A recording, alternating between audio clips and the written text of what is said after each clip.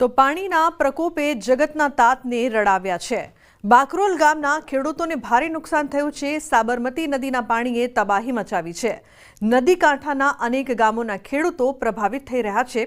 શાકભાજી પકવતા ખેડૂતોને મોઢેથી કોળિયો છીનવાયો છે।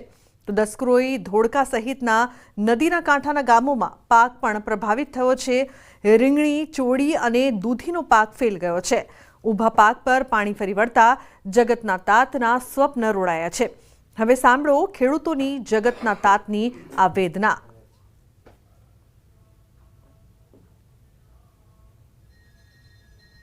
રાજ્યમાં ભારે વરસાદ થયો છે અને ભારે વરસાદના પગલે સાબરમતી નદીમાં પાણી છોડવામાં આવ્યું હતું। સાબરમતી નદીમાં જે પાણી છોડાયું હતું તેના કારણે પાક જે છે તે પ્રભાવિત થયો છે। આ ખેડૂતના ખેતરના દ્રશ્ય તમે જોઈ રહ્યા છો કે જ્યાં સમગ્ર ખેતરની અંદર પાણી ફરી વળ્યું હતું અને તેના કારણે રીંગણીનો પાક જે છે, ચોળીનો પાક જે છે તે પ્રભાવિત થયો હતો અને આપ જે દ્રશ્ય જોઈ રહ્યા છો તે સદંતર ફેલ ગયો હોય તે પ્રકારના દ્રશ્યો જે છે તે જોવા મળી રહ્યા છે। એટલે કે સમગ્ર ખેતરની અંદર પાણી હતું ને પાણીના કારણે હવે પાક ઊભો રહે નહીં તે પ્રકારની સ્થિતિ જે છે ખેડૂતો તજવીજ કરી અને પાણી કાઢવાની નોબત આવી છે, પરંતુ નુકસાન હોય તે પ્રકારની વાત તમામના મુખેથી સાંભળવા મળી રહી છે। આ પ્રકારે ખેડૂતો હાથમાં તમે જોઈ રહ્યા છો કે પાક તૈયાર થાય તે પ્રકારની પરિસ્થિતિ હતી, પરંતુ પાણી આવવાના કારણે હવે આ પાક પણ ન રહે તે પ્રકારની સ્થિતિ નિર્માણ થયું છે। ખેડૂતો છે આપણી સાથે, તેમની સાથે વાત કરીશું।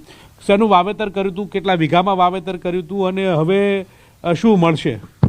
આ સાબરમતીમાં બહુ પાણી આવ્યું તે અમારી રીંગણી છે, ચોરી છે, ગવાર છે, પેલી બાજુ દૂધી કરી છે, આ બધાનું બહુ જ નુકસાન આવ્યું। બહુ એટલે હવે આ જેમ હુકા છે ને એમ બધા છોડ જતા રહે છે, એટલે અમારે બહુ નુકસાન છે। બધાને આઉટ થયું છે ભાઈ। આ ઘણા બધાએ ખેતી કરી હતી પણ બધાને આઉટ થયું છે। કેટલા ખેડૂતો હશે? 25-30 બધાના ખેતરમાં આવું છે? બધાના ખેતરમાં બધા પાક આખો ફેલ? પાક આખો જ ફેલાવશે।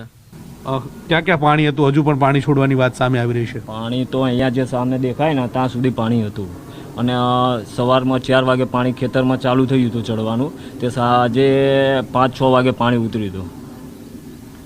અને કેટલા ખેડૂતો પ્રભાવિત થયા છે? ખેડૂતો તો આમાં આપણે જોવા જઈએ તો બધા ઘણા ખેડૂતો આ બાજુ છે ને આ બાજુ છે, ઘણા ખેડૂતોને નુકસાન તો બહુ થયું છે। ડેટી છે, રીંગણી છે, તે વેઠવાની નોબત જે છે તે ખેડૂતોને આવી રહી છે। કેમેરામેન પ્રકાશ દેસાઈ સાથે ગૌતમ શ્રીમાળી, ન્યૂઝ 18 ગુજરાતી, બાકરોલ, અમદાવાદ। તો જૂનાગઢની મેઘલ નદીમાં ડૂબી જવાથી ટંકારાના યુવકનું મોત નીપજ્યું હોવાનો મામલો સામે આવ્યો છે। ચોરવાડ નજીક નાગાગુરુ મંદિર પાસેની ઘટના કે જેમાં નદીમાં નહાતા જતા યુવાન પાણીમાં ડૂબ્યો હતો। બિપિનભાઈ રસિકભાઈ મહેમદાવાદી નામના યુવકનું મોત નીપજ્યું છે। યુવકના મોતથી પરિવારમાં શોકનો માહોલ છવાયો છે।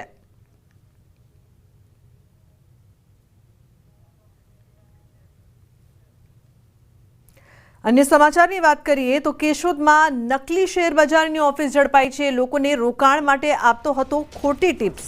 આંબાવાડી વિસ્તારમાંથી ઝડપાઈ છે ઓફિસ। રસિક ગોહિલ નામના શખ્સની ધરપકડ કરવામાં આવી છે। આરોપી દુકાન ઉપર ગણેશ ઓફસેટ નામનું બોર્ડ લગાડી નકલી શેર બજારની ઓફિસ ચલાવતો હતો। શેર બજારની જાણકારી ન હોવા છતાં ટિપ્સ આપી રોકાણકારો પાસેથી ફી વસૂલતો હતો। એલસીબીની ટીમે દરોડા પાડીને 42,000નો મુદ્દામાલ જપ્ત કર્યો છે।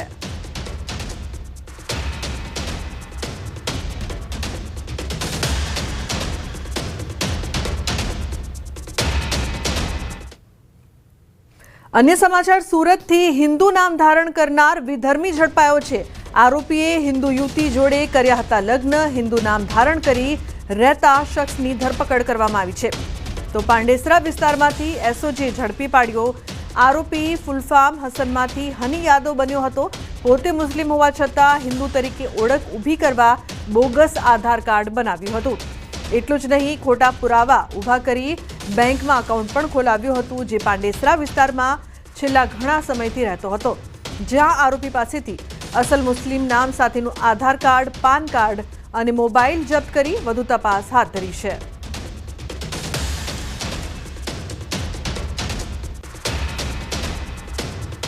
અરવલ્લીના માલપુર પાસેની વાત્રક નદીમાં પરિવારે ઝંપલાવીને આપઘાતનો પ્રયાસ કર્યો। એક દંપતીએ બાળક સાથે નદીમાં ઝંપલાવતા પતિનું મોત નીપજ્યું।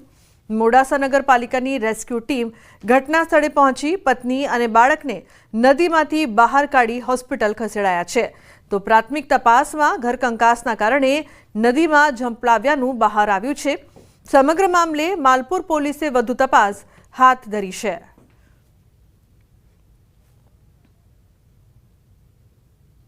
સરપંચે ગટગટાવી ઝેરી દવા. વડોદરાના તલસટ ગામના સરપંચે કર્યો જીવન ટૂંકાવવાનો પ્રયાસ. સરપંચ નવનીતભાઈ બળવંતભાઈ ઠાકોરને સારવાર અર્થે ખસેડાયા. ગામના જ કેટલાક આગેવાનો દ્વારા ઝેરી દવા પીવડાવી હોવાના આરોપ. વિકાસના કામોના પૈસા અટકાવતા હોવાના સરપંચે આરોપ લગાવ્યા છે. તલસટ ગામના સરપંચે અંતિમ ચિઠ્ઠીમાં પોતાની વેદના વ્યક્ત કરી. પૂર્વ સરપંચ અને મળતિયા વિકાસના કામોમાં રોડા નાખી માનસિક ત્રાસ ગુજારતા હોવાનો પણ આક્ષેપ કરવામાં આવ્યો છે. તો ધારાસભ્યને અનેક વખત રજૂઆત કરી છતાં નિવેડો ન આવ્યો. અગાઉ પણ ગામના કેટલાક શખ્સોએ મારી નાખવાનો પ્રયાસ કર્યો હતો.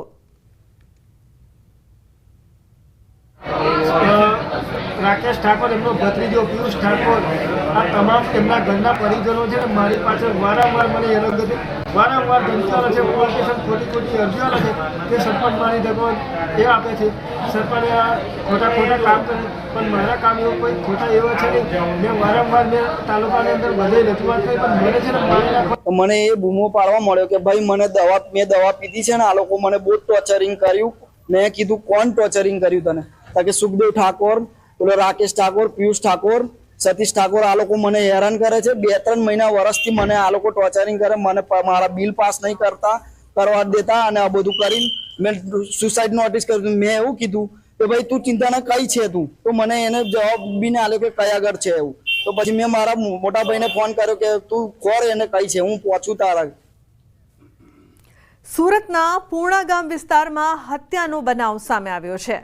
સીતારામ સોસાયટી ખાતે અજાણ્યા ઈસમ દ્વારા વિપુલ નકુમ નામના વ્યક્તિની હત્યા કરવામાં આવી. 7 થી 8 વાર ચપ્પુના ઘા ઝીકી આરોપીઓ ફરાર થયા.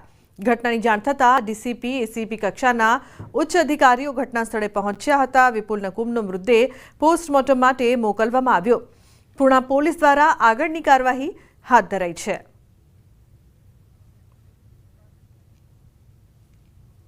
જૂનાગઢ મહાનગરપાલિકાના ચોબારી વિસ્તારમાં આજે પણ પ્રાથમિક સુવિધા નથી પહોંચી. કચ્ચા રસ્તા, પાણી ભરાવાની સમસ્યા જેવી સમસ્યાઓ લોકોને હેરાન કરે છે. પાણીના ટાંકા બન્યા હોવા છતાં પાણીના કનેક્શનનો ન મળતા લોકોમાં ભારે રોષ છે. અનેક રજૂઆતો છતાં સમસ્યાનું નિરાકરણ નથી આવ્યું. તેથી મહિલાઓએ મનપા કચેરી પહોંચીને આંદોલનની ચીમકી ઉચ્ચારી છે. ચોબારી પ્રાથમિક શાળા છે. અમારા નવી ચોબારીના છોકરા જૂની ચોબારીમાં જઈ નથી શકતા. અમારા છોકરાનો તો ભવિષ્ય બગડી ગયો. અમારો તો બગડ્યું હતું, પણ અમારા છોકરાનું બગડી ગયું. અમે જ્યારથી પ્રધાનમંત્રી આવાસ યોજનાના મકાન બનેલા છે ત્યારથી અમારે પાણીની સુવિધા નથી.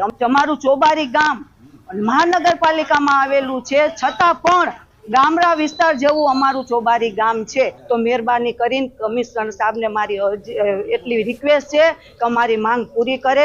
ચોબારીની અંદર અમારે 3 વર્ષથી પાણીના ટાંકા અને બધું બની ગયું છે. 2 ટાંકા છે, નવી ચોબારી, એક જૂની ચોબારી. કોઈ નગરપાલિકાના કોઈ સાહેબ શ્રી કે કોઈ નીચલાજી કર્મચારી છે એ કોઈ ધ્યાન દેતા નથી. અમારા નાનાજી છોકરાજી છે, સ્કૂલની બહુ પ્રોબ્લેમ છે. પાણી બહુ ભરાય છે, પછી મયત થઈ જાય છે તો જનાજો છે અમારાથી નકરી નથી શકતો. પછી પાણીથી બરોબર એને રજૂઆત છે આપણે સાહેબને આપ્યું છે. સાહેબ એવું કીધું કે અમે ચાલુ કરાવી દઈશું. સાહેબ અમારે પહેલી પ્રોબ્લેમ છે પાણીની સમસ્યા.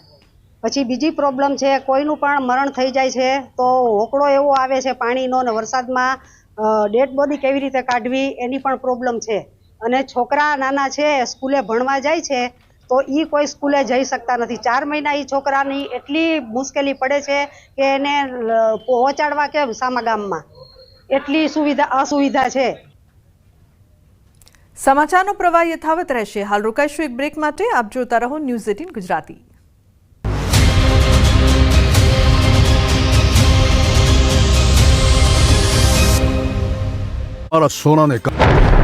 પોરબંદર પંથક અને આસપાસના વિસ્તારમાં વરસાદના પગલે અનેક ડેમો છલોછલ થઈ ગયા છે. ત્યારે ફોદાળા ડેમ બાદ ખંભાળા ડેમ પણ ઓવરફ્લો થયો.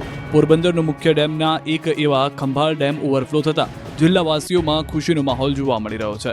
આ તરફ ગોંડલનું રાજવી કાળનું વેરી તળાવ ઓવરફ્લો થવાની તૈયારીમાં છે.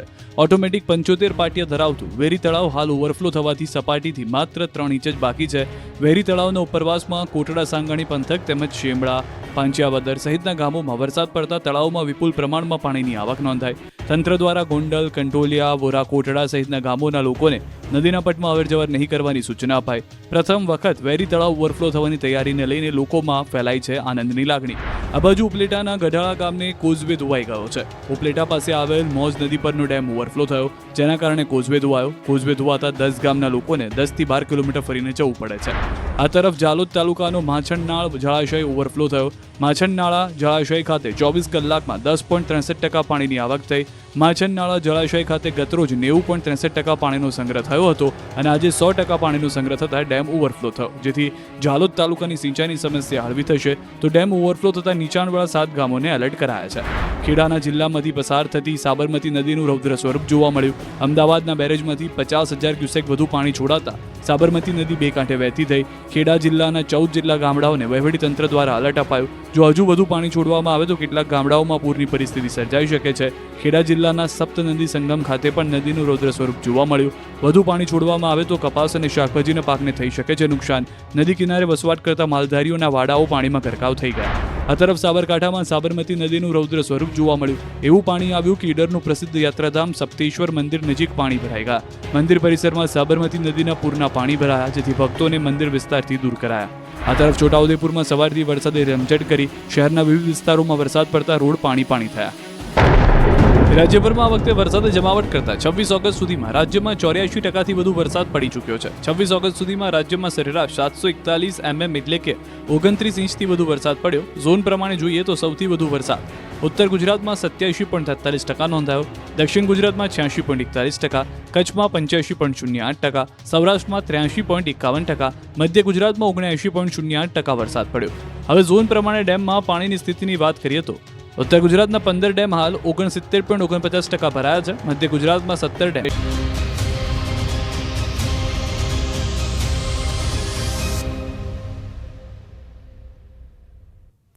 Welcome back. સમાચારમાં આગળ વાત કરીએ તો સાવરકુંડલાના સિમરણ ગામમાં આવેલ ગૌચરની જમીન પર થયેલા ગેરકાયદેસર દબાણ દૂર કરાવવાની માંગ સાથે પશુપાલકો પશુધન સાથે મામલતદારને આવેદનપત્ર આપવા પહોંચ્યા. ગામ આસપાસ અંદાજિત 1700 થી 2000 વીઘા જેટલી ગૌચર અને સરકારી ખરાબાની જમીન પર થયેલા ગેરકાયદેસર દબાણથી આ વિસ્તારના પશુપાલકો મુશ્કેલીમાં મુકાયા છે. ગામમાં લગભગ 2000 થી વધુ પશુધન છે અને પશુધનને ચરાવવા માટેની જમીન પર દબાણ થયેલા હોવાથી રોષે ભરાયા. પશુપાલકોએ પશુઓની ગૌચરની જમીન ખાલી કરાવવાની માંગ કરી છે.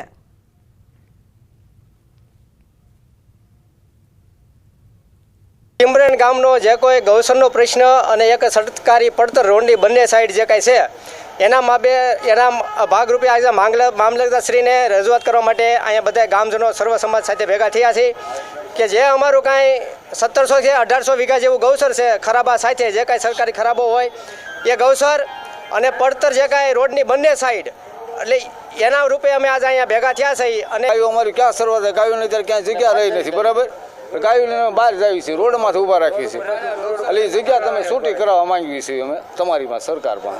તો આજે અમારા માલધારી સમાજનો એવો પ્રશ્ન છે કે જે કોઈ ગાયોને સરાવવા માટેનું જે ગૌચર છે તો એમાં આજે ગાંડો બાવળ લગાતાર ઊભો છે, તો એમને ક્યાંય પણ ગાયો સરે કે 5 મિનિટ ઊભી રહે એવી જગ્યા નથી.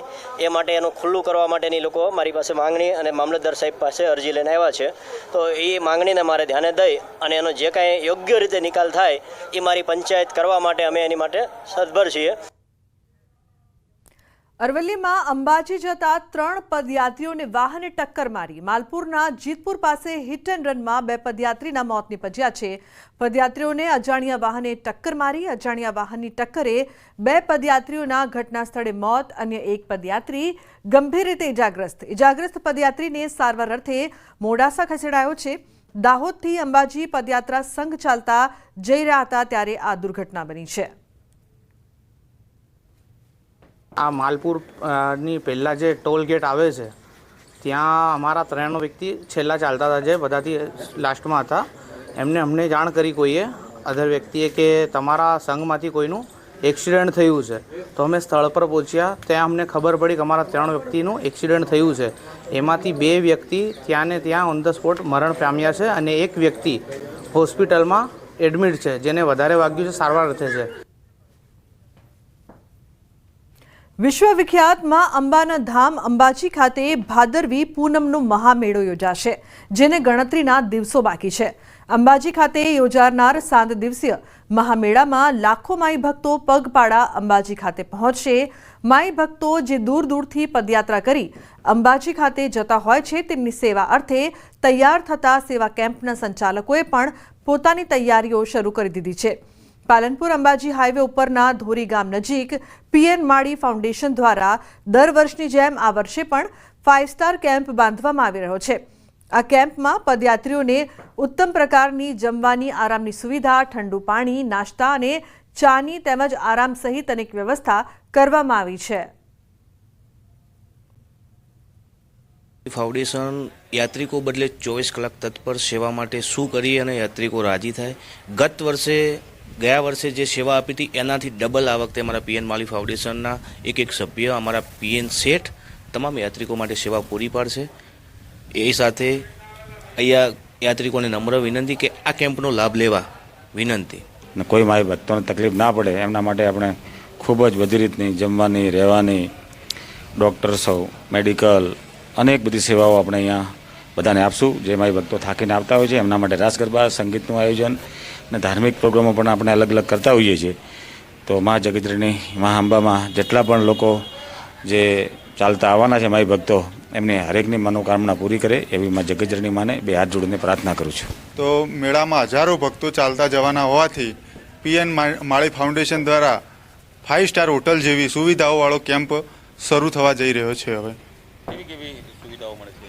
સુવિધાઓમાં ભોજન કક્ષ છે, આરામ કક્ષ છે, રાત્રે સાઉન્ડની સુવિધા, આ બધી સુવિધાઓ રાખેલી છે. અંબાજી મહામેળો શરૂ થવાને હવે ગણતરીના દિવસો બાકી છે, ત્યારે કેમ્પો શરૂ થવાની તમામ તૈયારીઓ અત્યારે થઈ રહી છે. આપ દ્રશ્યમાં જે પ્રમાણે જોઈ શકો છો તે પ્રમાણે પાલનપુરથી અંબાજીને જોડતા તમામ રોડો ઉપર અત્યારે કેમ્પોનું કામ અત્યારે ચાલી રહ્યું છે અને આધુનિક સેવા કેમ્પો પણ બનાવવામાં આવી રહ્યા છે. જે પણ ભક્તો પગપાળામાં અંબાના દર્શને જતા હોય છે તેમના માટે અત્યારે 5 સ્ટાર કેમ્પોનું પણ આયોજન કરવામાં આવ્યું છે, જેમાં ભક્તોને નાસ્તો, જમવાની તેમજ રાત્રિ રોકાણની તમામ વ્યવસ્થાઓ ભક્તોને મળી રહે છે અને તમામ જે વ્યંજનો છે તે પણ ભક્તોને પીરસવામાં આવતા હોય છે અને આકર્ષણનું કેન્દ્ર જે છે તે અલગ અલગ સેવા કેમ્પો બનતા હોય છે. અને ખાસ કરીને આ જે સેવા કેમ્પ છે તે સેવા કેમ્પ 5 સ્ટાર સેવા કેમ્પ છે. ગઈ વખતે પણ આ ભક્તો દ્વારા આ કેમ્પને 5 સ્ટાર સેવા કેમ્પનું નામ આપવામાં આવ્યું હતું અને આ કેમ્પની અંદર ભક્તોને 5 સ્ટાર હોટલ જેવી સેવાઓ પણ મળતી હોય છે. અને ખાસ કરીને જે પણ ભક્તો જે પગપાળા જતા હોય છે તેમના મનોરંજન માટે પણ રોજે રોજ અલગ અલગ કલાકારો આવતા હોય છે અને તેમનું મનોરંજન પણ કરતા હોય છે. કિશોર તુવર, ન્યૂઝ 18 ગુજરાતી, બનાસકાંઠા. ભાદરવી પૂનમના મેળાને લઈને યાત્રાધામ અંબાજીમાં તૈયારીઓ તેજ થઈ છે. 1 સપ્ટેમ્બરથી ભાદરવી પૂનમનો મહામેળો શરૂ થશે, ત્યારે માત્ર ગુજરાત નહીં અનેક રાજ્યના માઈ ભક્તો માતાજીના દર્શન કરવા આવશે. 35 લાખથી વધુ યાત્રિકો અંબાજી માતાજીના દર્શન કરવા આવે તેવી શક્યતાઓ છે. સૌ માઈ ભક્તોને આવકારવા માટે જિલ્લા વહીવટીતંત્ર, આરાસુરી અંબાજી માતા દેવસ્થાન ટ્રસ્ટ અને ગુજરાત સરકારના પ્રવાસન વિભાગ દ્વારા વિશેષ તૈયારીઓ કરવામાં આવી છે. 27 કરતા પણ વધારે જે સમિતિઓ છે એ જિલ્લા વહીવટીતંત્ર દ્વારા બનાવવામાં આવી છે. અંબાજીમાં મા અંબાનો ભાદરવી પૂનમનો મહામેળો જે થનાર છે તેમાં કાયદા અને સુવ્યવસ્થાની પરિસ્થિતિ સારી રીતે થાય અને પોલીસ ફોર્સ નહીં પણ ફેસિલિટેશનના માધ્યમથી ભક્તોનો દર્શન કરાવી આપે, કોઈ બનાવ ના બને તે માટે 5000થી વધુ પોલીસ, હોમગાર્ડ, જીઆરડીનો બંદોબસ્ત રાખવામાં આવેલ છે. તો બુલેટિનમાં હાલ બસ આટલું જ. તમામ